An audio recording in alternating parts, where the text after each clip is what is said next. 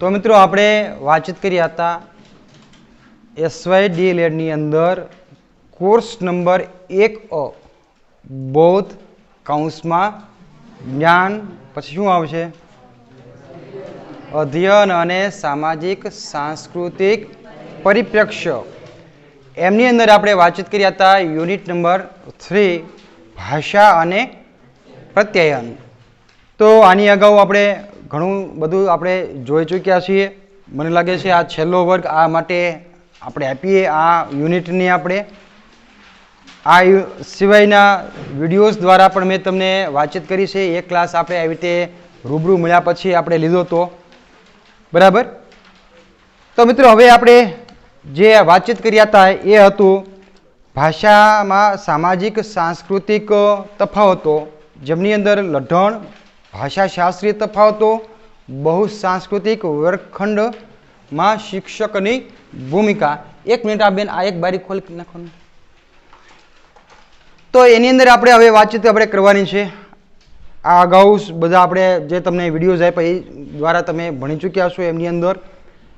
તો એમાં આપણે જોઈશું આજે 3.8.2 બહુ સાંસ્કૃતિક વર્ગખંડમાં શિક્ષકની ભૂમિકા।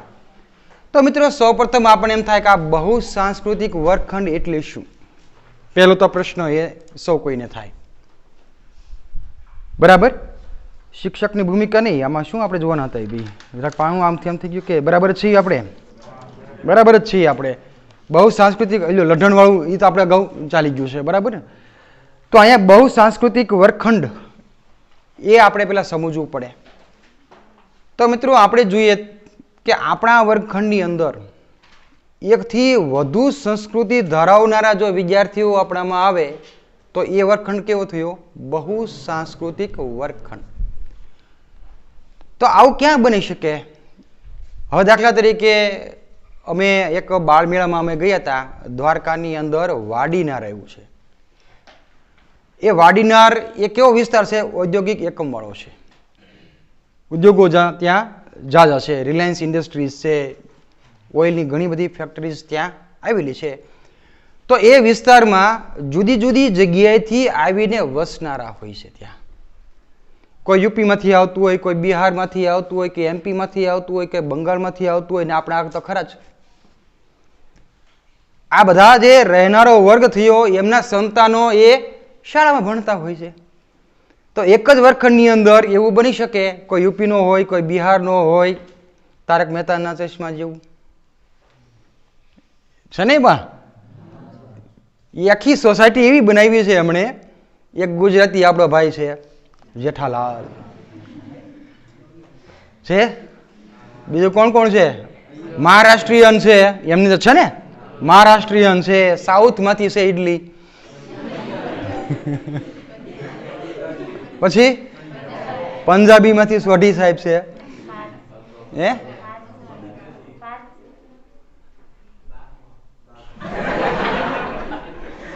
છે ને બધાય સિંધી, બરાબર છે। તો આ રીતનો જે વર્ગખંડ થાય, જો આપણે જોઈએ તો તમારા વિસ્તારની વાત કરું તો અલંગ આવ્યું છે। અલંગની અંદર ભૈયાઓ લોકો આવે છે કે નહીં? આપણા શ્રવણશાળાની અંદર આપણે પેલા રેસ્ટોરન્ટ ચલાવે છે ને, ઓલા શું નામ એનું?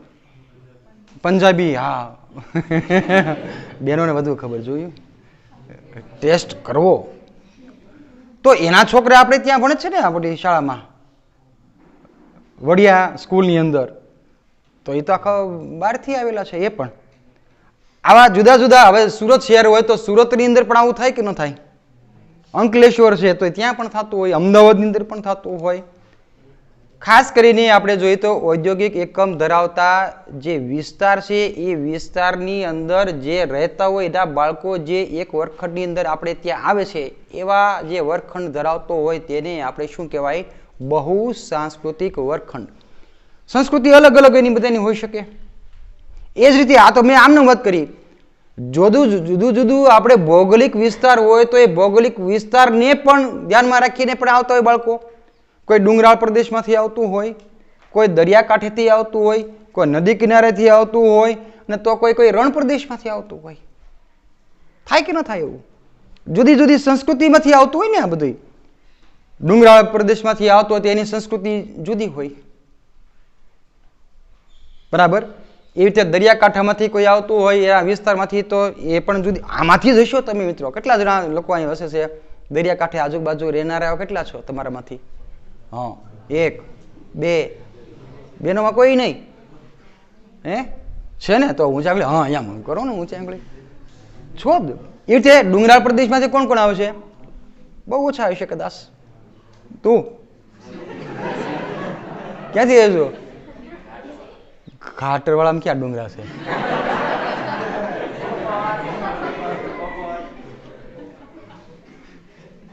ટેકરી વાળા વિસ્તાર જ કીધું, ડુંગરાળ કીધું મેં. બરાબર.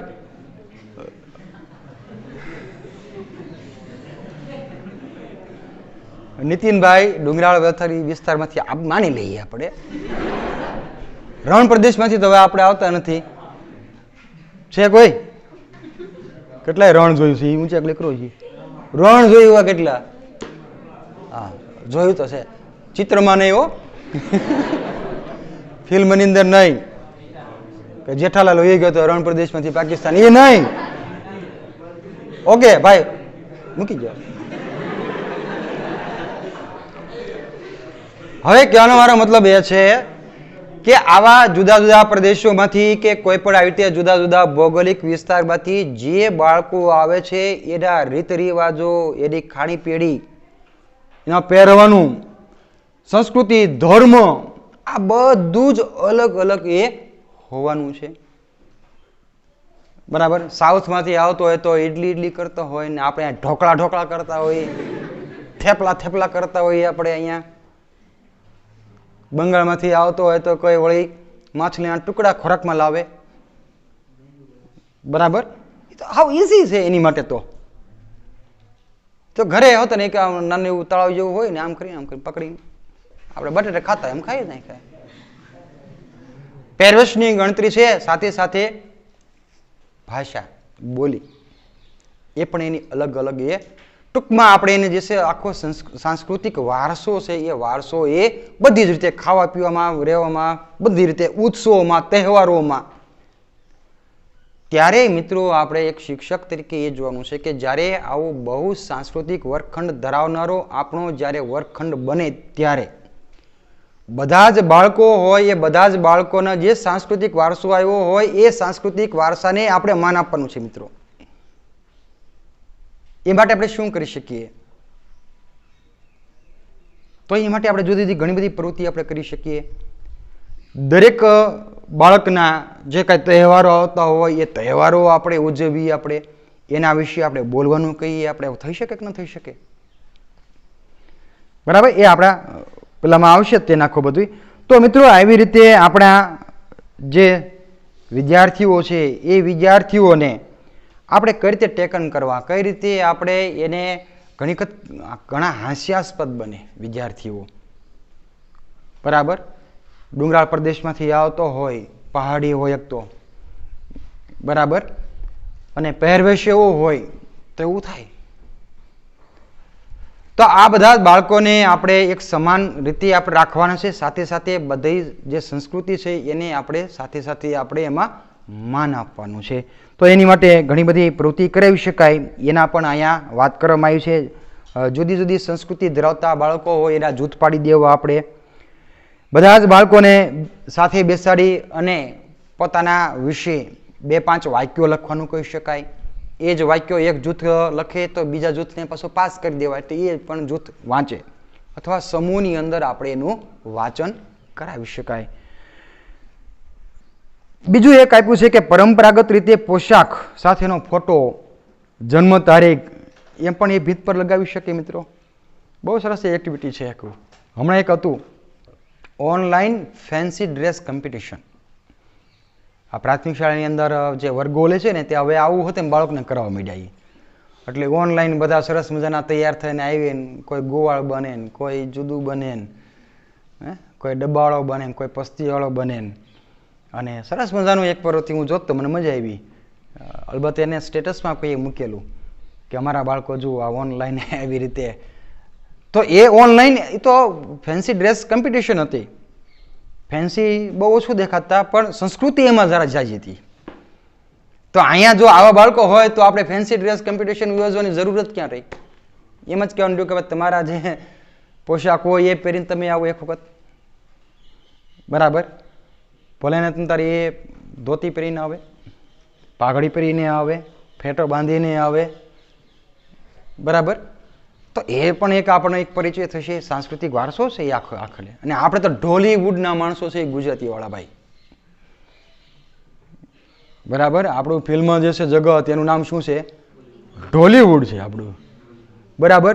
પણ હવે પછીના અફસોસ એ છે મિત્રો, હું તો ઘણી વખત વાત કરું કે ગુજરાતી ફિલ્મ જોજો, આપણી સંસ્કૃતિ ન ભૂલીએ એટલા માટે જોજો.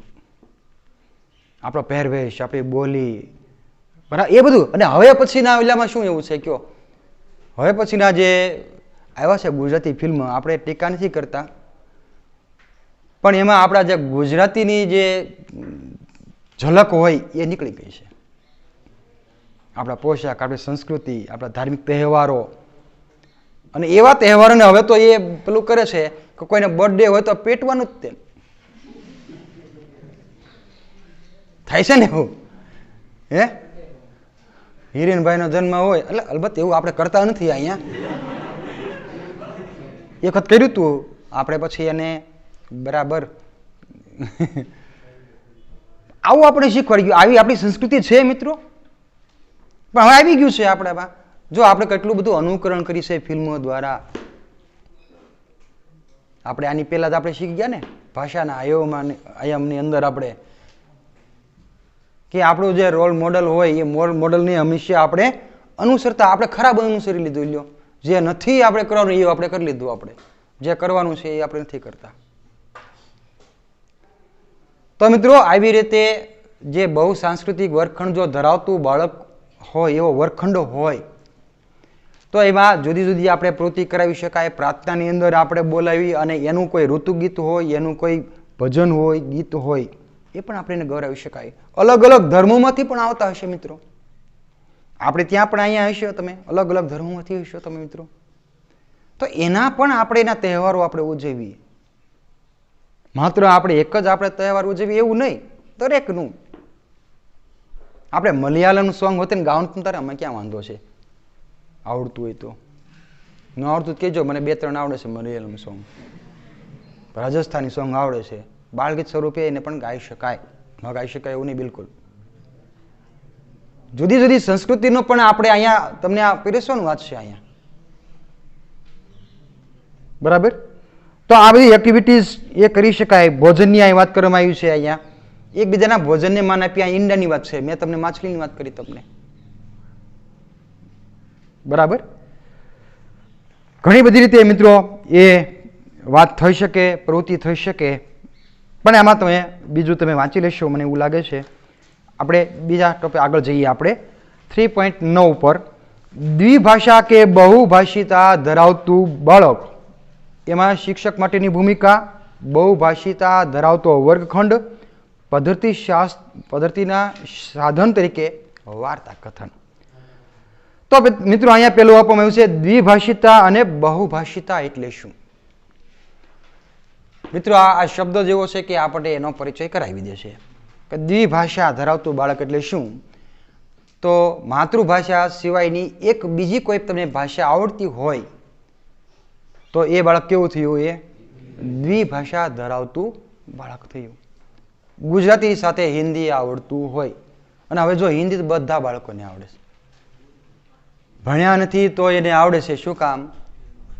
Cartoon channel.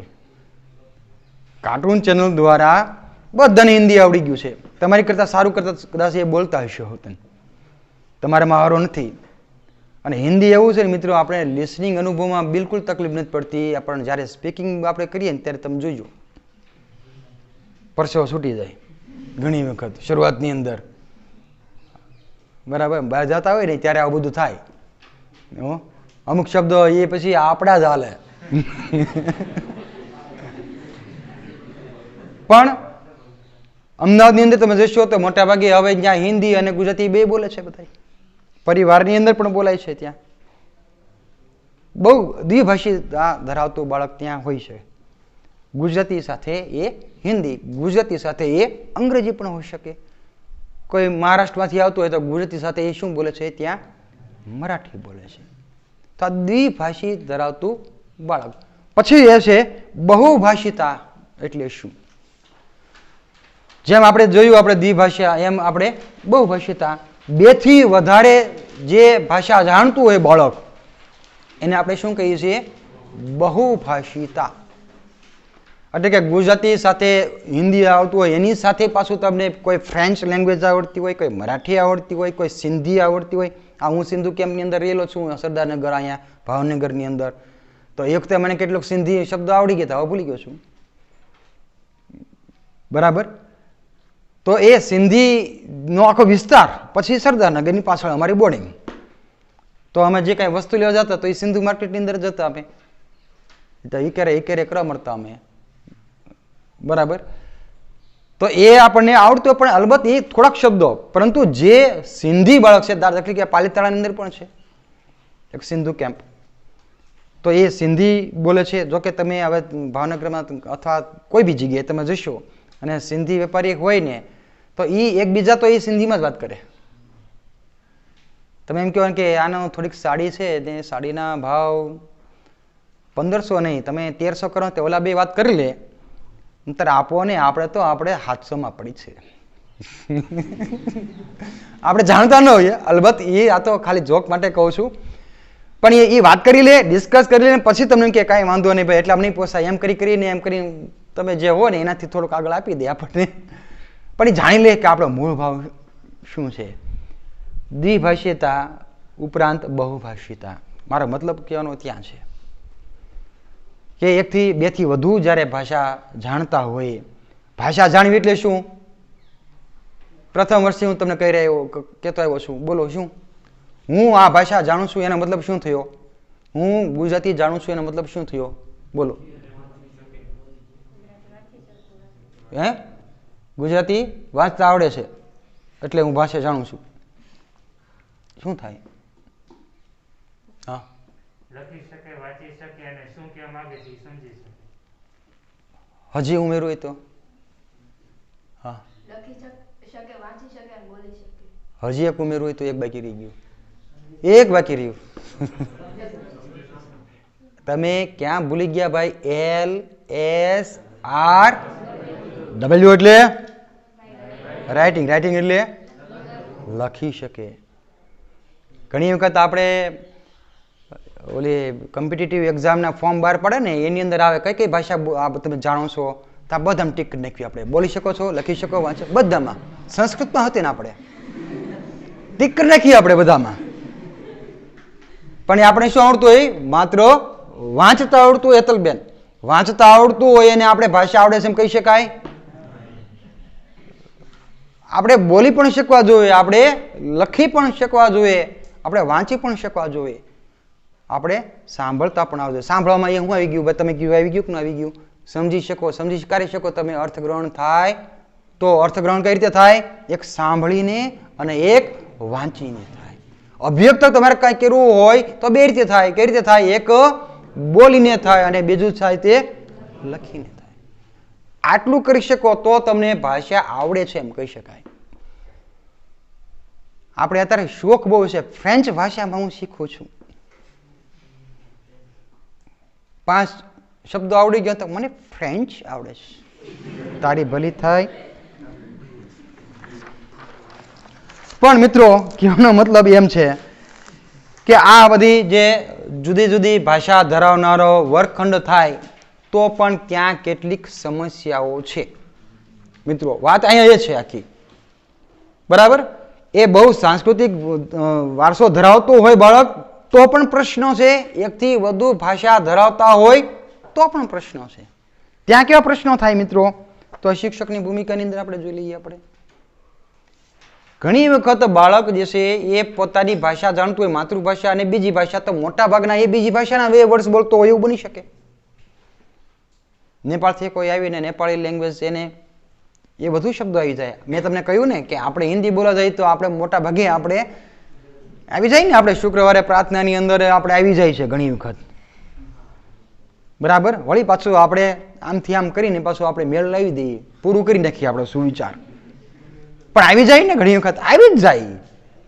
અને એ જ્યારે આવે છે ત્યારે આપણે હાસ્યાસ્પદ બનીએ છીએ કે નથી બનતા? જાણકાર લોકો તરત હસવા મળે, આવ્યું. તો એવા આવી રીતે જ્યારે બાળક એ પોતાની માતૃભાષા હોય અથવા બીજી ભાષા હોય એ જ્યારે આ રીતે બોલવા જાય ત્યારે એ આવી જ જતું હોય છે, ત્યારે એ હાસ્યાસ્પદ ન બને એનું આપણે ખાસ મિત્રો આપણે ધ્યાન રાખવું છે. અહીંયા આપણે શીખવાનું એ છે, પણ આપણે હસીએ છીએ, બરાબર. દરેક આપણે સંસ્કૃતિને માન આપીએ છીએ એમ આપણે દરેક ભાષાને માન આપવાની છે. આપણે માટે તો દરેક ભાષા, બરાબર, એ સારી જ ભાષા છે. દરેક જે બોલાય છે એ પોતાની માતૃભાષા પણ હોઈ શકે. આપણે માતૃભાષાના આપણે કહીએ કે ભાઈ આપણે ભણાવવું તો માતૃભાષાની અંદર અત્યારે આપણે અંગ્રેજીનો આપણે વિરોધ કરીએ છીએ, બરાબર. પણ જેની માતૃભાષા હોય એને શું થાય? એ તો મારી માતૃભાષા. આપણે કોઈ ગુજરાતી મજાક કરે તો થાય કે ને થોડું ઘણું આપણને એમ. એટલે કોઈ પણ ભાષા એને આપણે મજાકના પેલામાં આપણે નથી લેવાની. આપણે એના ફાયદા ગેરફાયદાની વાત તો એ જુદી રહી છે. તો મિત્રો હવે આપણે એ જોવાનું છે કે આવું જ્યારે આપણે થાય ત્યારે આપણે કેટલીક પ્રવૃત્તિ કરાવી અને આગળ પડતી સમસ્યા ન થાય એનું આપણે ધ્યાન રાખવાનું છે. તો એ માટે આપણે શું કરીશું? તો એ માટે આપણે નાટક કરાવીએ છીએ, પ્રશ્નોત્તરી કરીએ છીએ, અનુભવની વહેંચણી, મુશ્કેલી, આ બધું જ એનું આપણે એક જૂથ બનાવીને આપણે એને કામ એમાં સોંપતા હોઈએ છીએ. બીજું મિત્રો, અહીંયા જે બાળક હોય એ બાળક પોતાના ભાષામાં એ વાર્તા કે કોઈ વાર્તાલાપ કરે, બરાબર. અને એ રીતે આપણે અન્ય બાળક હોય એને પણ આપણે બીજી ભાષાનો આપણે પરિચય આપણે આપી શકાય, બરાબર. તો આવી રીતે મિત્રો એવી રીતે આપણે કાંઈક ને કાંઈક પ્રવૃત્તિ કરી અને એકબીજાને ભાષાને માન આપવાની જ અહીં પ્રવૃત્તિ છે. બધી અમે ઘણી બધી અહીં લખી છે મિત્રો, જુઓ તમે સમૂહની અંદર બધી જ પ્રવૃત્તિ અહીંયા છે. એ પ્રવૃત્તિનો મર્મ એટલો છે કે દરેક ભાષા છે એ ભાષાને આપણે માન આપવાનું છે. એટલા માટે આપણે પ્રવૃત્તિ કરવાની છે કે ભાઈ હું મારી ભાષા હોય, મારું ઉર્દુ હોય તો હું પણ અહીંયા ઉર્દુ તમને બોલી શકું, ઉર્દુની અંદર હું પણ તમને શેર શાયરી કરાવી શકું, અને એને પણ આપણે માનની નજરે આપણે એ જોવાનું છે. તો આવી રીતે આ બધી શાળાની અંદર આમાં જે લખી છે એ પ્રવૃત્તિ આપણે કરાવવાની થાય છે. ઘણી બધી લખી છે મિત્રો, તમે વાંચી શકશો તમે. પછીનું મારો જે વાત કરવાની છે, મારે આજે પૂરું કરવું છે તો હું ઝડપ હું લઉં છું. 3.9.3 પદ્ધતિશાસ્ત્રના સાધન તરીકે વાર્તા કથન. હવે મિત્રો વાર્તા વિશે તો આપણે શું કહેવું, બોલો? વાર્તા પદ્ધતિ દ્વારા અહીંયા મારે તમને વાત કરવાની છે. મિત્રો આપણે પ્રથમ વર્ષની અંદર ઘણી બધી આપણે પદ્ધતિઓ આપણે જોઈ ગયા છીએ. કઈ કઈ પદ્ધતિ જોઈ ગયા છીએ? યાદ છે કોઈને? કે માસ પ્રમોશનનો લાભ જ લીધો છે આપણે? બોલો જી, કરો એ બાજુ કેમેરો. આખા ગુજરાતમાં ખબર પડે ને આપણે લોકો. ઓકે, બોલો કયું છે પદ્ધતિ પહેલી?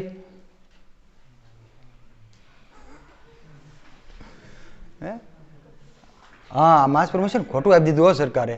તમને શું લાગે છે? નાટ્યકરણ પદ્ધતિ. હા, એક આવી. ચાલો હવે બીજું ચર્ચા પદ્ધતિ. હા, જો હવે આવવા મળી, આવો ઘણા ઊંચા થયા. રમત ગમત પદ્ધતિ, પછી છેલ્લે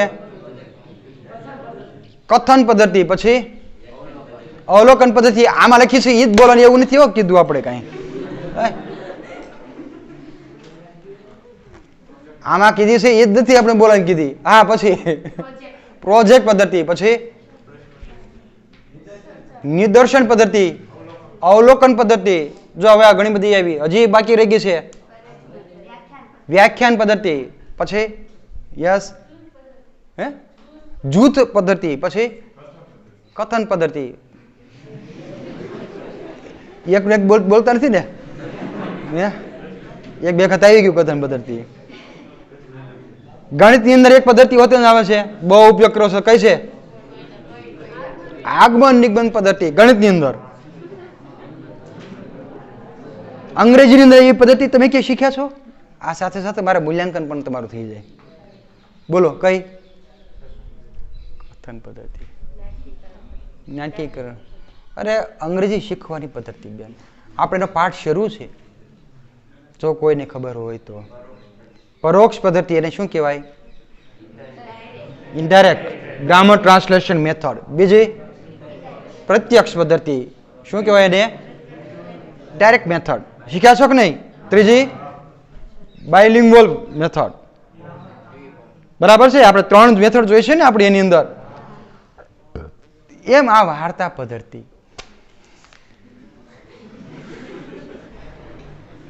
કેટલી સરળ થઈ ગયું મારે. જુઓ આટલું બધું મેં તમને પદ્ધતિ મેં તમારી પાસે બોલાવી. જો એ બધી પદ્ધતિનો ખ્યાલ હોય તો વાર્તા પદ્ધતિનો ખ્યાલ હોવાનો છે. તો વાર્તા પદ્ધતિ એટલે શું? તમે કહી શકો? હું કહું છું? તમે જ કહો ને. બોલો બોલો. કા વાંચી લો પેલા, એમ કરો. હા બોલો. હા, જે એકમને સરળ અને રસપ્રદ બનાવવામાં આવે તેને વાર્તા પદ્ધતિ કહીશું. એકમ તો દરેક સરળ બનાવવાના હોય છે, દરેક રસપ્રદ બનાવવાના હોય છે. બરાબર? એ મેથડ દ્વારા, ટેકનિક દ્વારા, પ્રયુક્તિ દ્વારા, પદ્ધતિ પ્રવૃત્તિ દ્વારા એ બનાવી શકાય. પણ વાર્તા પદ્ધતિ એટલે હા તમે કહો છો? એક વિચારને સવિસ્તાર વર્ણવો એટલે વાર્તા કથન. હવે આ બરાબર છે. આ માસ પ્રમોશન આપીને સરકારે બહુ ખોટું કર્યું. મારું ધારણ તો હું ફરીને એક્ઝામ લઉં. મારું હાલે તો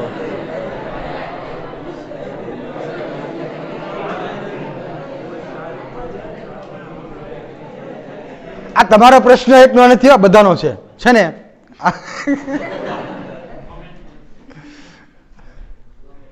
તો છેલ્લે વાત કરી. શું વાત કરી? ફરી બોલી જાઓ, બધાને સંભળાય એમ.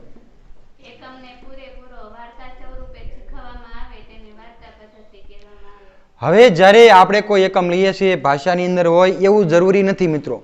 આપણે પાછું આમ એમ થાય કે વાર્તા ભાષાની અંદર જ આવે. બીજામાં આવે કે ન આવે? કયા કયા વિષયમાં આવે? પર્યાવરણની અંદર આવે, પછી સામાજિક વિજ્ઞાનની અંદર આવે, પછી આવે છે ને, બધામાં આવે છે ને. જુઓ તમે પાછા એમ કહેતા નહીં કે અંગ્રેજીમાં આવે, અંગ્રેજી ભાષામાં આવી ગયો. તો આ દરેક વિષયને આપણે જે કાંઈ આપણું કન્ટેન્ટ હોય, વિષય વસ્તુ હોય, એને આપણે વાર્તા સ્વરૂપે આપણે રજૂ કરવું. આપણે આખો પાઠ, આપણે કોઈ ઇતિહાસની અંદર આપણે વાત આવ્યું હોય, અશોકની વાત આવ્યું હોય તો આપણે વાર્તા સ્વરૂપે આપણે રજૂ કરીએ છીએ. અરે ઇવન ગણિતની અંદર પણ આપણે કરીએ છીએ વાર્તા. કરીએ છીએ કે નથી કરતા? આપણે કરીએ છીએ. પર્યાવરણની અંદર પણ આપણે કરીએ છીએ. ગંદી ઉંદરડીની વાર્તા વિશ્વભૂમ કૌશલ્ય વખતે મેં તમને કીધી, યાદ છે? નથી કીધેલી એવું નથી. દરેક વિષયની અંદર આપણે વાર્તા સ્વરૂપે આપણે એને આપીએ છીએ. તો એનાથી થાય છે શું? હવે મને કહો. હવે બધા પ્રશ્નોત્તરી દ્વારા લઈ લઈ. વાર્તા પદ્ધતિનો મુખ્ય ફાયદો શું છે? હા, બાળક એક તો એકમ સાથે જોડાયેલો રહે. બીજું સરળતાથી સમજી શકે. યસ, દરેકને રસ પડે. અને વાર્તા તો દરેકને એટલે દરેક એટલે શું થયું? આબાલ વૃદ્ધ એમ આપણે કહી શકાય ને. 80 વર્ષના બાબાને તમે સંભળાવો વાર્તા તોય ગમે એને, ન ગમે એમ નહીં. ગમે કે ન ગમે? તમને ગમે છે? બાળકોને ગમે છે, બધાને ગમે છે. પછી હા તમે કોઈ હા શબ્દ ભંડોળ. જો વાર્તા આપણે જયારે કહીએ છીએ ત્યારે પણ અને સાંભળીએ છીએ ત્યારે પણ નવા નવા શબ્દો આપણે વાર્તાની અંદર આવતા હોય છે. બરાબર? હમણાં તમે આવ્યા એ પહેલા ગીજુભાઈનું બાળ સાહિત્ય એનું એક લેખનની વાર્તા, એક શિબિર યોજાઈ ગઈ આપણે લોકભારતીમાં. એમાં હું સહભાગિતામાં હતો, જેમાં TS જોશી, માન્ય શ્રી TS જોશી સાહેબ, GCRT નિયામક, બરાબર, એ પણ આવી ગયા. અને આપણા જે હાસ્ય કલાકાર, શું નામ? સાયરામ દવે. બરાબર. અમે બધાએ એ વાર્તાઓ ગીજુભાઈ બધેકાની જ્યાં જ્યાં એવા જે શબ્દો હતા જે હવેના યુગની અંદર, હવેના જમાનાની અંદર એ બોલી શકાય એવા નથી. અમુક એવા શબ્દો હતા જે હવે ખૂબ જ એ જૂના થઈ ગયા છે, હવે એનો કોઈને પરિચય નથી. એવા ફરીને અમે વાર્તાઓ લખી. પણ મારું તો એવું માનવું છે કે એ શબ્દો પણ નવા શબ્દો તરીકે, અને એ શબ્દો હવે બોલાવતો જુએ જ કેટલાક શબ્દો, એટલે અલબત્ત જ્ઞાતિને લગતા હોય એ શબ્દોને બાદ કરતા, તો આપણે ખબર પડશે આ સંસ્કૃતિ વારસો એ પણ છે. હું તેમ કહું છું પ્રાદેશિકતા છે આપણી, નથી એમ નહીં. કેટલાક શબ્દો બરાબર ન આવડતે એ આપણે શીખાય, પણ કહેવાનો મતલબ એમ છે કે વાર્તામાંથી આપણો મૂળ વાત એ છે કે વાર્તામાંથી નવા નવા શબ્દો મળશે. શબ્દો મળશે તો રૂઢિપ્રયોગો હોતે મળશે, રૂઢિપ્રયોગો મળશે તો કહેવતો મળે છે. કેટલું જો આ શબ્દો ભંડોળ, વાક્ય રચનાઓ કેટલું બધું એ આવે છે, વાર્તાની સાથે સાથે આવે છે. અને વાર્તા પણ કેવું હોય છે, આનંદ અપાવે એ જ આને આપણે વાર્તા કહી શકાય. આનંદ અપાવે નહીં તો એને વાર્તા કેમ કહી શકાય? એમાંય બાળકોની અંદર આપણે ખાસ કરીને આપણે વાર્તા કહેતા હોઈએ, પ્રાણી જગતની વાર્તા કહેતા હોઈએ, બરાબર. બોધ કથાઓ આપણે કહેતા હોઈએ છીએ. વાર્તામાં તો બીજું તો શું નીકળતું હોય? બોધ જ નીકળતો હોવો જોઈએ. એને જ આપણે વાર્તા કહીએ છીએ. આપણે કહેવાનું નથી અલબત્ત આપણે કે આ વાર્તામાંથી આ બોધ આપણને તમને મળ્યો કે આપણને મળે છે, પણ એ વાર્તા આપણે એવી રીતે રજૂઆત કરીએ જેથી કરીને બાળકોને ખ્યાલ એ ચોક્કસ આવી જાય. તો આવી રીતે બોધ પણ મળે છે, રસ પણ પડે છે, આનંદ આવે છે, ભાષા કૌશલ્યોનો વિકાસ થાય છે. તો આવી રીતે આપણે જો બને ત્યાં સુધી નાના બાળકોની સમક્ષ કોઈ પણ એકમ એ વાર્તા સ્વરૂપે રજૂ થવો જોઈએ મિત્રો, તો તમને મજા આવશે.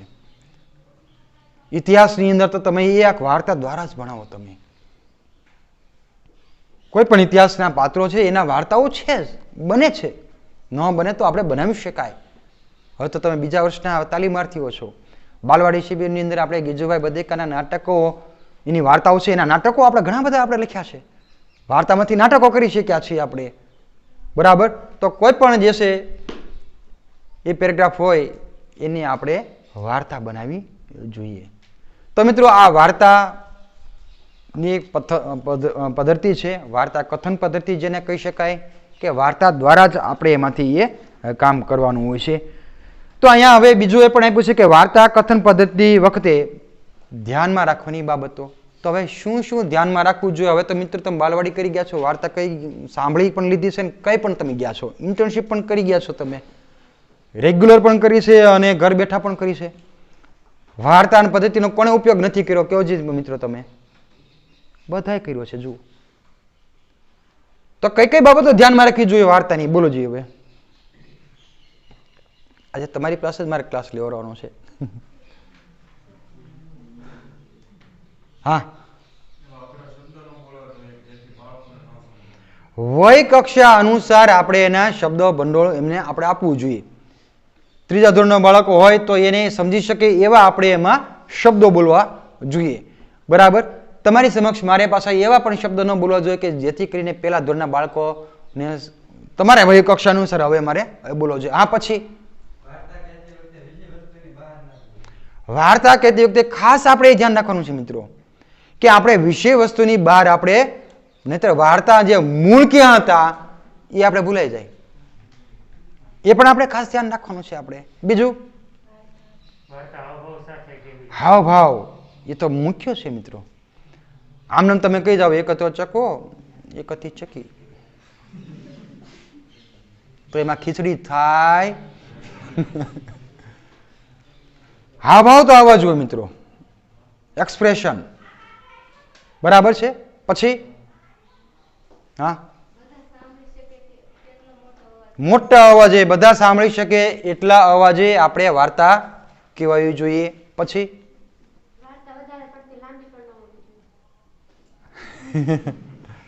બરાબર છે. જો વાર્તા ઘણી વખત એવું થાય કે વાર્તા કહેતા કહેતા કહેતા ચોથા ધોરણથી પાંચમા ધોરણમાં આવી જાય તો વાર્તા પૂરી ન થાય. એટલી બધી મોટી મોટી વાર્તાઓ આપણે કરવાની નથી, બરાબર. આપણે જ્યારે પાઠને અનુસંધાને આપણે જ્યારે વાત કરીએ છીએ ત્યારે આપણે એ અડધા તાસની અંદર વાર્તા પૂરી થઈ જવી જોઈએ, કારણ કે એના પછી પણ આપણે એક્ટિવિટીઝ કરવાની હોય, બીજા નવા શબ્દો આપણે લખાવાના હોય, બોલાવવાના હોય, ભાષાની પ્રવૃત્તિ કરવાની હોય, તો એવી રીતે આપણે પસંદ કરવી જોઈએ. પછી નેક્સ્ટ. બરાબર છે, વાર્તાની અંદર સાધન. હવે એ એક પ્રશ્ન છે કે લાવવું કે ન લાવવું. દાખલા તરીકે તમે પપેટ શો તમે જોયો છે, તમે કરો છો. પપેટ શો એ શેની પરથી આવ્યું? કઠપૂતળીના ખેલ પરથી આવ્યું. કઠપૂતળીના ખેલ તમે કદાચ જોયા હોય, ખબર નથી મને. અમારે તો ગામડાની અંદર ખૂબ આવતા, રાજસ્થાનથી બધા આવતા અને શો કરતા. એ પીપળી વગાડતા જાય ને આરોરે કથા કરતા જાય, એટલે કે વાર્તા જ કરે છે, બીજું કશું નથી કરતા ને. અને સાથે સાથે શેનો ઉપયોગ કરે છે? એ પપેટનો ઉપયોગ કરે છે, કઠપૂતળીનો ઉપયોગ કરે છે. એક શો તરીકે એ સારું લાગશે. આમાં પણ લખ્યું છે મિત્રો, તમે કહો છો એમાં કે બિલકુલ પેલું નથી કે આપણે જ્યારે વાર્તા કહેતા હોઈએ ત્યારે સાથે સાથે આપણે એમાં ભજવતા જઈએ. શેનું અહીં ઉદાહરણ આપ્યું છે? અહીં કાંઈક ઉદાહરણ પણ આપ્યું છે આમાં. દ્રાક્ષ ખાટી છે, હા, એનું ઉદાહરણ આપ્યું છે ને આમાં. તો એ રીતે આપણે શિયાળનું મુખોટું પહેરીને આપણે આવીએ, થઈ શકે, બિલકુલ થઈ શકે, મના નથી. બરાબર. TLM નો ઉપયોગથી પણ તમે વાર્તા કહી શકો. પછી બોલો. વાર્તા કહેતા હોઈએ કે કોઈ બી કથન કરતા હોય ત્યારે આટલું આપણે ખાસ આપણે ધ્યાન રાખીશું કે સ્પષ્ટ ઉચ્ચારણ એ આપણું હોવું જોઈએ. આપણે કહેતા સને પાછું ન થવું જો. આપણે બહુ ટેવું એવું છે. પછી સને રાજકુમાર પછી સને રાજકુમાર શર્માઈ ગયો.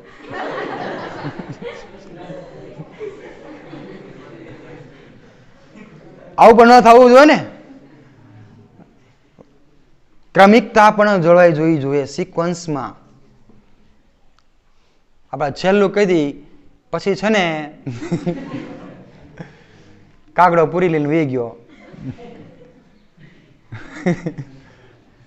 વળી પાછું આપણે શરૂઆત કરીએ કે શિયાળ આવ્યું ને કાગડો ને આ બરાબર. છેલ્લું હોય આપણે પેલું કહી દઈએ, પેલું કે છેલ્લું કહી દઈએ, સિક્વન્સ ન જળવાય. તો મિત્રો આપણે તો અહીંયા ઘણી બધી શિબિરો થાય છે વાર્તાની શિબિર, આમાં ખાસ આપણે બોલાવતા હોઈએ છીએ આપણે.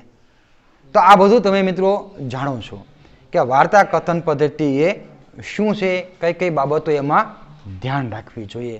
તો મિત્રો આવું જ આ બધું છે. વાર્તાની અંદર જોડકણા પણ આવે છે.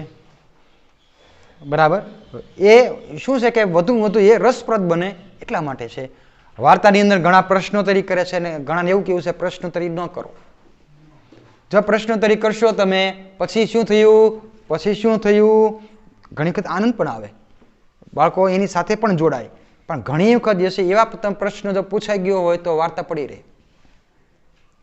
બરાબર. એમાંથી એ ભંગ થઈ જાય, ધ્યાન ભંગ થાય.